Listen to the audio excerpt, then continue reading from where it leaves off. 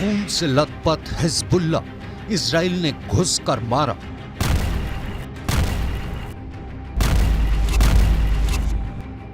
जिस वक्त पूरी दुनिया हमास और इजराइल के बीच सीज फायर की खबरों को समझने की कोशिश कर रही है, ठीक उसी वक्त इजरायली लड़ाकू विमानों ने लेबनान में घुसकर हिजबुल्ला लड़ाकों पर भीषण हवाई हमला किया है।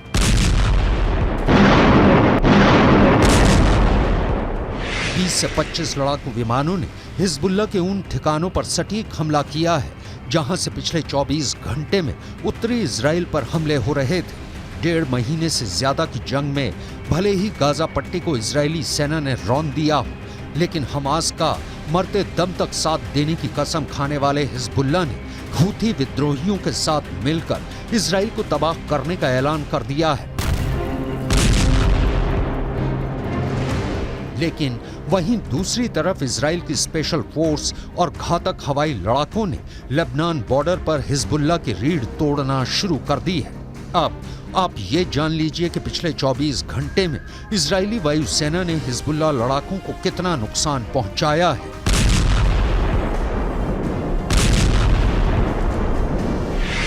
मारा गया हिजबुल्ला के सांसद का बेटा अब्बास। इजरायली सेना ने लेबनान के विद्रोही गुट हिजबुल्ला पर अपने हमले बेहद तेज कर दिए हैं। ईरान समर्थित हिजबुल्ला का दावा है कि 22 नवंबर को इजरायली हमले में उसके 5 लड़ाके मारे गए हैं। इनमें हिजबुल्ला के वरिष्ठ सांसद का बेटा भी शामिल है। हिजबुल्ला ने बयान जारी कर बताया कि इजरायली हमले में हिजबुल्ला के संसदीय गुट के प्रमुख मोहम्मद राद के बेटे अब्बास राद की मौत हुई है। हिजबुल्ला की ओर से मारे गए 4 दूसरे लड़ाकों की पहचान और फोटो भी जारी की है। मोहम्मद राद के परिवार से जुड़े एक सदस्य के मुताबिक हिजबुल्ला के वरिष्ठ सांसद मोहम्मद राद के बेटे अब्बास राद को बीट याहून के एक घर में इजरायली हवाई हमले में मार गिराया गया। इस हमले के दौरान कई लड़ाकों की दक्षिण लेबनान के बीट याहून में एक घर पर मौत हुई। हिजबुल्ला के संसदीय गुट के प्रमुख मोहम्मद राद के बेटे अब्बास राद का मारा जाना हिजबुल्ला के लिए बहुत बड़ा नुकसान माना जा रहा है। बेशक हिजबुल्ला पर इजराइल ने ताबड़तोड़ हमले करके उसके ठिकानों को तबाह कर दिया हो, लेकिन यह भी सच है कि हमास की तरह हिजबुल्ला इजराइल के सामने जरा भी कमजोर नहीं है। हिजबुल्ला के पास ईरान से मिली घातक मिसाइलें और रॉकेट मौजूद है। 65,000 हिजबुल्ला के लड़ाके अमेरिकी और इजराइल की स्पेशल फोर्स की तरह ट्रेंड हैं, जो इजराइल में घुसकर हमला कर सकते हैं। यही वजह है कि हिजबुल्ला चीफ हसन नसरुल्लाह पिछले 2 हफ्तों से इजराइल को धमकी दे रहे हैं कि अगर गाजा में इजराइल ने हमले बंद नहीं किए तो फिर इजराइल को खून के आंसू रोने पड़ेंगे। शहदना फिल अय्याम अल-क़लीला अल-मादिया मौजा जदीदा मिन अत-तहदीदात मिन नेतन्याहू, मिन गैलेंट, मिन गैनेट्स, मिन आखरीन बित्तिजाह लुबनान, वसबबुहु हुवा इर्तिफाअ मुस्तवा अल-क़लक़ باتجاه ما يجري في هذه الجبهة وارتقائها كما ونوعا وعمقا. طبعا نحن سنستمر في هذا الموقف في هذا الأداء. लेबनान की तरफ से इजराइल पर पिछले 1.5 महीनों में 35 से ज्यादा बड़े हमले हो चुके हैं। हमलों के जवाब में ही इजरायली सेना ने हिजबुल्ला के ठिकानों को टारगेट किया है। इजराइल के हमलों में हिजबुल्ला की टेररिस्ट सेल और तमाम इंफ्रास्ट्रक्चर तबाह हो गए। अब तक इजरायली हमले में लेबनान में 107 लोग मारे गए हैं। इनमें से 14 नागरिक हैं।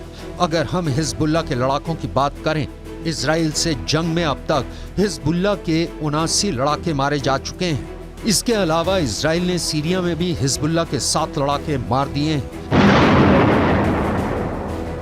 वहीं हिजबुल्ला के हमलों में इजराइल के 6 सैनिक और 3 नागरिकों की अब तक मौत हो चुकी है। אני כבר רואה את האזרחים של עזה הולכים עם דגלים לבנים לאורך החוף ונעים דרומה. וחיזבאללה גורר את לבנון למלחמה שעלולה לקרות. והוא עושה טעויות. אם הוא יעשה טעויות מהסוג הזה כאן, מי שישלם את המחיר זה קודם כל אזרחי לבנון. מה שאנחנו עושים בעזה אנחנו יודעים לעשות בביירות. वहीं दूसरी तरफ पिछले 18 घंटे में इजरायली वायुसेना ने गाजा पट्टी से लेकर लेबनान बॉर्डर तक हमास और हिजबुल्लाह के लड़ाकों की लाशें बिछा दी हैं। महज 1 घंटे के अंदर इजराइल ने हमास के 100 लड़ाकों को भयानक धमाकों से उड़ा दिया है।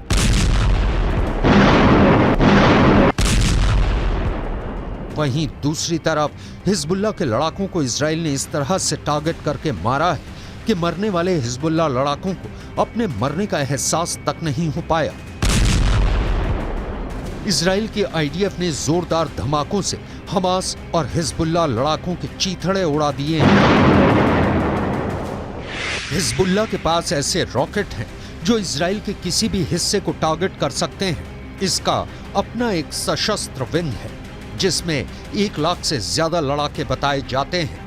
इसके अलावा हिजबुल्लाह के पास 1.5 लाख मिसाइल होने का दावा किया जाता है।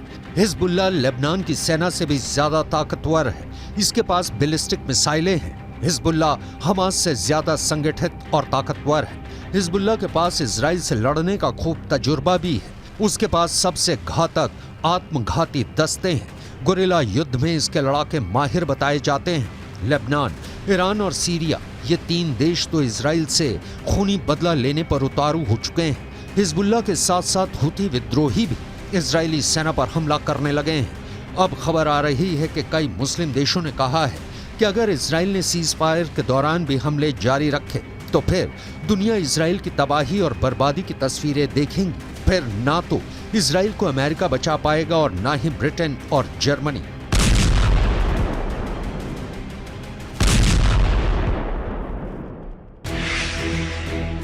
हिजबुल्लाह हुथी का हमला, नक्शे से मिटेगा इजराइल। इधर ईरान इस्लाम के नाम पर मुस्लिम मुल्कों को इजराइल के खिलाफ युद्ध करने के लिए भड़का रहा है, लेकिन 62 साल के ईरान के राष्ट्रपति सैयद इब्राहिम रईसी ने तो साफ कह दिया है कि हमें ऊपर वाले के नाम पर इजराइल के क्रूर हमलों के खिलाफ एकजुट होना होगा और इजराइल के भीषण हमलों का जवाब देना होगा। ملت‌های مسلمان این را مایه ننگ خود می‌دانند که در زمانی که خون برادرانشان در غزه بر زمین می‌ریزد، دولت‌ها برای منافع اقتصادی سوخت ماشین جنگی اسرائیل را تأمین کنند. ईरान के राष्ट्रपति सैयद इब्राहिम रईसी इस बात से खौफ में आ चुके हैं कि हमास को इजराइल दौड़ा दौड़ा कर मार रहा है। हिजबुल्लाह के कमांडरों की टारगेट किलिंग इजराइल कर रहा है और मुस्लिम मुल्क सिर्फ बयानबाजी कर रहे हैं। जमीन पर एक भी मुस्लिम मुल्क इजराइल के खिलाफ बड़ी जंग करने को अभी तक तैयार नहीं हुआ है। हमास की पॉलिटिकल विंग का चीफ इस्माइल हानिया कतर में बैठकर सिर्फ बयानबाजी कर रहा है, लेकिन खुद गाजा के आसपास भी फटक नहीं रहा है। इधर इजराइल के प्रधानमंत्री से लेकर रक्षा मंत्री तक इजरायली सैनिकों के बीच दावा कर रहे हैं कि हम हमास और उसके समर्थन करने वाले हर लड़ाके को चुन चुन कर मार रहे हैं और मारते रहेंगे। इजरायली सेना ने हमास की नेशनल सिक्योरिटी फोर्स के कमांडर मेजर जनरल जिहाद मुहीसेन और उसके पूरे परिवार का सफाया हवाई हमले में कर दिया है। हमास ने इजराइल पर 40 साल का सबसे बड़ा हमला किया है, जिसके बाद से गाजा युद्ध अब धीरे धीरे पूरे मिडिल ईस्ट में फैलता जा रहा है। हिजबुल्लाह को जिस स्तर का नुकसान इजराइल के हमलों से हुआ है, उसका बदला हिजबुल्लाह अब ईरान के साथ मिलकर ले रहा है, जिसमें हुथी लड़ाके भी शामिल हो गए हैं। अब देखना होगा कि इजराइल 3 तरफ से हो रहे हमलों का सामना कैसे करता है।